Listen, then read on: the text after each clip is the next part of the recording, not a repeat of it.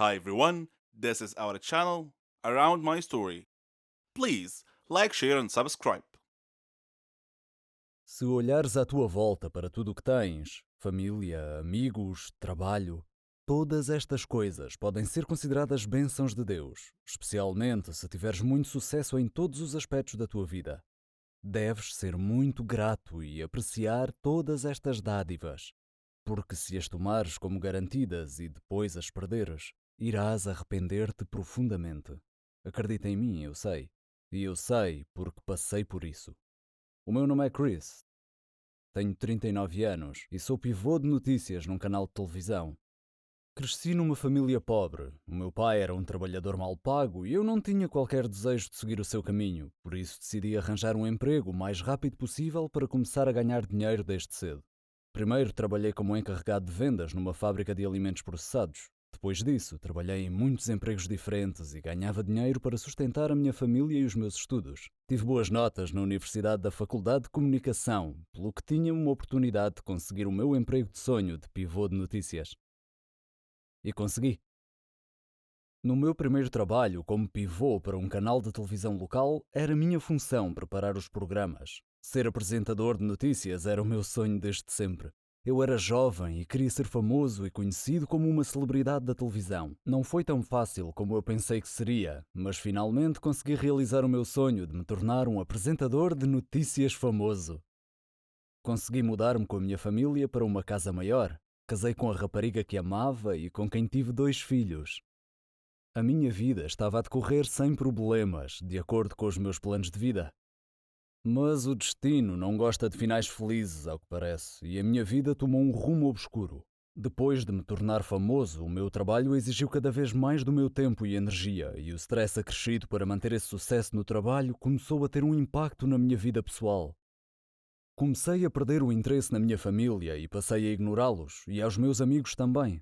Passar demasiado tempo no trabalho fez-me perder coisas importantes na minha vida, como os aniversários dos meus filhos e dos meus amigos, o meu aniversário de casamento, tempo com os meus pais e tempo íntimo com a minha mulher.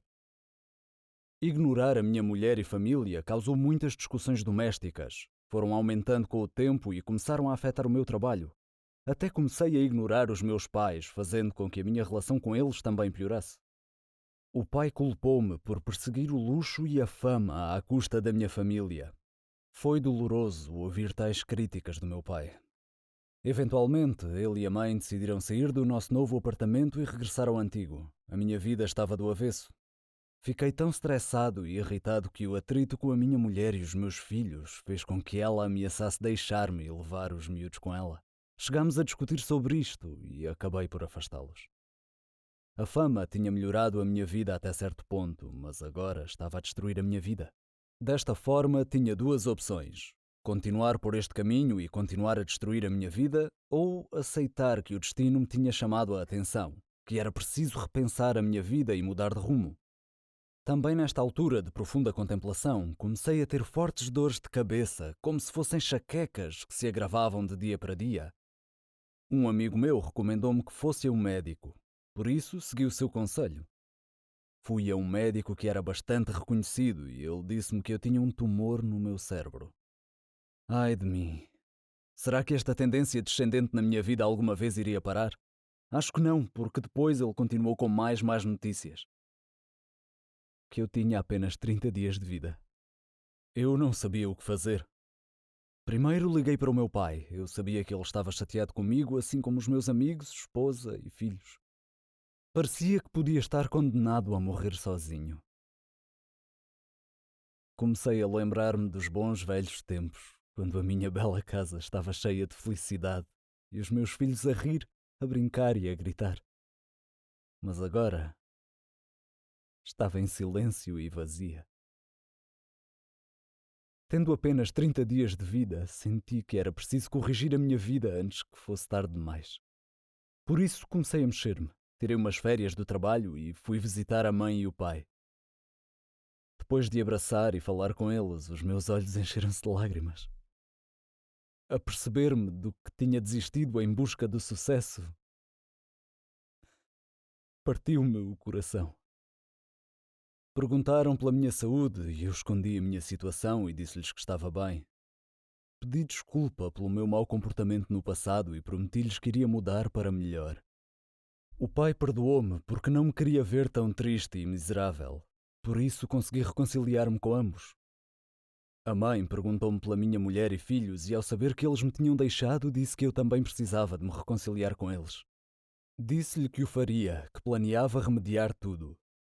Assim, voltei à nossa antiga casa e estava a colocar flores à entrada quando a minha mulher abriu a porta e me viu. Pedi-lhe que me perdoasse e que voltasse para a nossa casa para viver comigo novamente.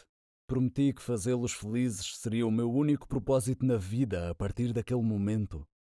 O mais estranho é que não só mudei para melhor, como ainda me tornei melhor do que estava antes das coisas terem piorado. Passei todo o meu tempo com os meus pais, a minha família e os meus amigos. Encontrávamos-nos todas as semanas para nos divertirmos e fazermos churrascos. Durante o meu renascimento espiritual, o meu prazer renovado da vida, o meu telefone continuava a tocar muito, mas pensei que era apenas um médico com mais más notícias, por isso ignorei-o. Então, um dia, reuni toda a família e disse-lhes a verdade. Que iria morrer muito em breve. Foi um grande choque para todos. A minha mulher desmaiou e os meus pais e filhos choraram todos. Finalmente estava pronto para responder aos numerosos telefonemas que tinha recebido. Eles eram do laboratório. O técnico do laboratório informou-me que tinham misturado os meus registros médicos com os de outra pessoa e que essa pessoa tinha morrido com os 30 dias previstos. No entanto, eu estava safo. Eles pediram desculpa profusamente pelo seu erro e desligaram. Fiquei em completo êxtase. Se o céu realmente existir, então eu estive lá. Saí para o exterior e olhei para o céu azul claro, com os olhos cheios de lágrimas, a apreciar o calor do sol e a saborear a brisa fresca da vida, a brincar com o meu cabelo e rosto. O destino tinha-me dado outra oportunidade e eu não tencionava desperdiçá-la pela segunda vez. Decidi que passaria o resto da minha vida como se tivesse apenas 30 dias para viver. Uma coisa legal sobre o sucesso é ver todos seus amigos e família tão orgulhosos de você e suas conquistas. Esse respeito mútuo e apreciação é sobre o que a amizade significa. Minha história é sobre sucesso e amizade também, quando dois amigos se tornam incompatíveis e não mais uma mão na outra. Meu nome é Cherry e eu tenho 21 anos de idade. Eu tinha uma amiga que se chamava Margot. Ela não era apenas minha amiga, era minha melhor amiga, minha irmã. Ela significava o mundo para mim. Nós éramos parecidas em tantos jeitos, até mesmo em nossos hobbies e nossos sonhos. Depois da morte de meu pai, minha mãe e eu nos mudamos para a vizinhança de Margot, já que a mãe dela era a melhor amiga de minha mãe. Eu tinha apenas 3 anos nessa altura, então Margot e eu praticamente crescemos juntas. Na escola, nós partilhávamos das mesmas aulas, estudávamos juntas e até mesmo éramos parceiras de laboratório. Ela e eu sonhávamos em ser farmacêuticas. Eu tive muita dificuldade no ensino médio, mas consegui terminar com o suporte de Margot em seu encorajamento. Eu não tive muita liberdade e independência como ela tinha, porque minha mãe era super protetora. Foi nesse ponto que minha história realmente começa.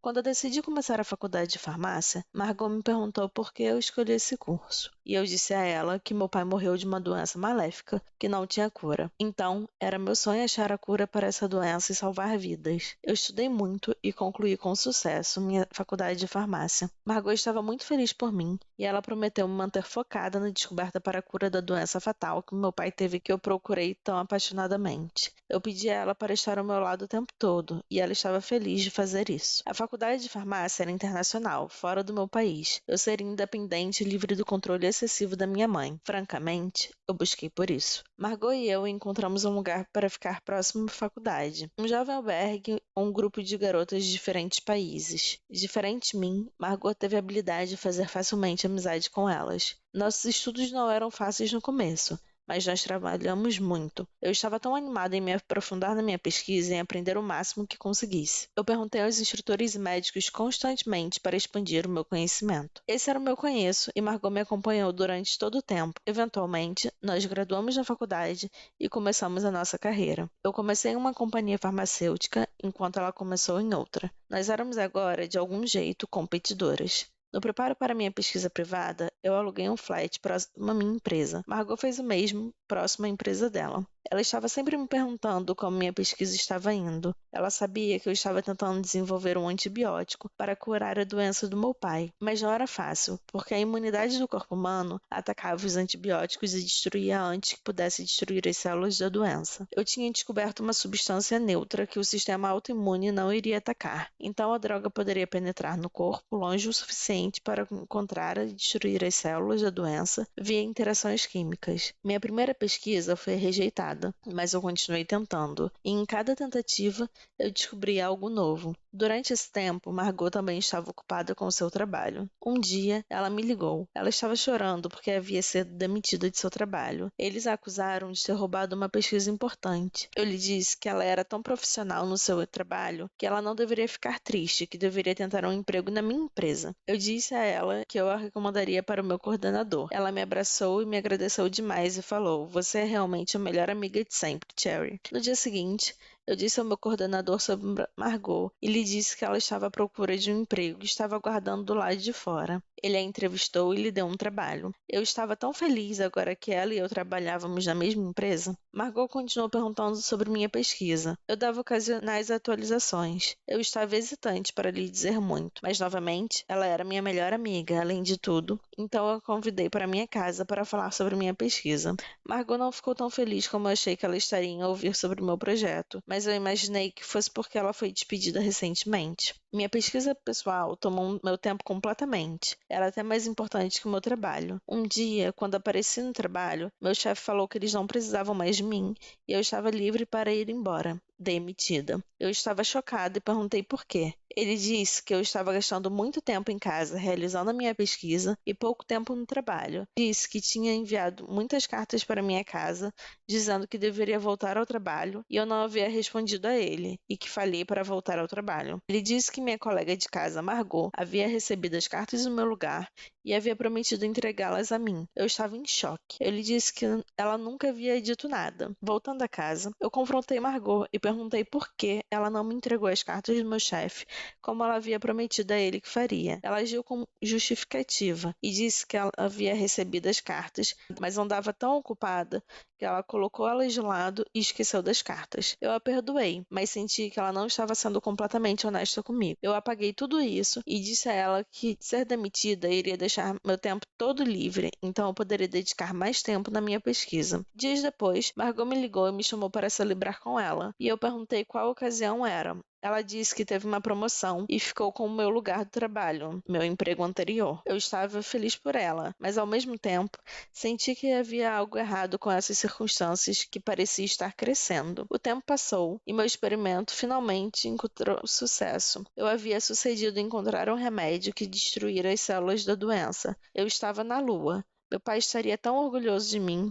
Eu liguei para Margot e disse sobre a minha descoberta. Ela disse: "Oh, Cherry, você conseguiu, você descobriu a cura." Eu lhe disse que planejava apresentar minha descoberta para outra companhia farmacêutica em breve, uma melhor que a minha empresa anterior, que havia me demitido. Ela agiu feliz por mim, mas havia ficado um estranho olhar em seu rosto. Eu me senti com sono e disse boa noite. Ela disse que ficaria mais um pouco, então eu apenas fui dormir. Quando acordei na manhã seguinte, eu encontrei minha área de pesquisa em uma confusão e meus dados de pesquisa haviam desaparecido. Eu acordei Margot e disse a ela que alguém havia roubado minha pesquisa na noite anterior. Ela disse: "Isso não é possível. Quem mais sabia da sua pesquisa além de você e eu?" Eu disse: "Talvez fosse meu gerente anterior. E talvez ele tinha, de algum jeito, adivinhado que eu tinha feito um avanço. Não sei." Eu chamei a polícia e reportei a entrada do roubo dos dados da minha pesquisa, mas eles não puderam achar qualquer evidência sobre quem poderia ser o culpado. Eu voltei para o país desapontada e abatida. Consegui um novo trabalho em uma empresa próxima à minha casa. Muitos meses haviam se passado. Eu não tinha mais contato com Margot. Nós acabamos perdendo contato em algum lugar com o tempo. Então, um dia, minha mãe estava assistindo TV, quando ela de repente viu um programa que ia discutir uma nova droga para tratamento da maléfica doença que meu pai teve. Eles iam entrevistar o responsável por essa cura milagrosa. Sentei-me encantada. Eu tinha que assistir. Quando o entrevistador apresentou o convidado, era Margot, eu não podia acreditar em meus olhos. Foi ela. Ela roubou a minha pesquisa. Minha tão chamada melhor amiga me traiu. E eu tinha tratado ela como minha irmã. Isso me destruiu profundamente. Eu tomei ações legais contra ela e consegui minha pesquisa de volta e recebi os créditos por encontrar a cura. Então, isso tudo estava ok. Mas a coisa que nunca poderia ser consertada, que não a cura, era a relação entre nós duas. Ela havia me golpeado pelas costas e destruído minha fé na humanidade. E eu não penso que eu possa achar a cura para isso.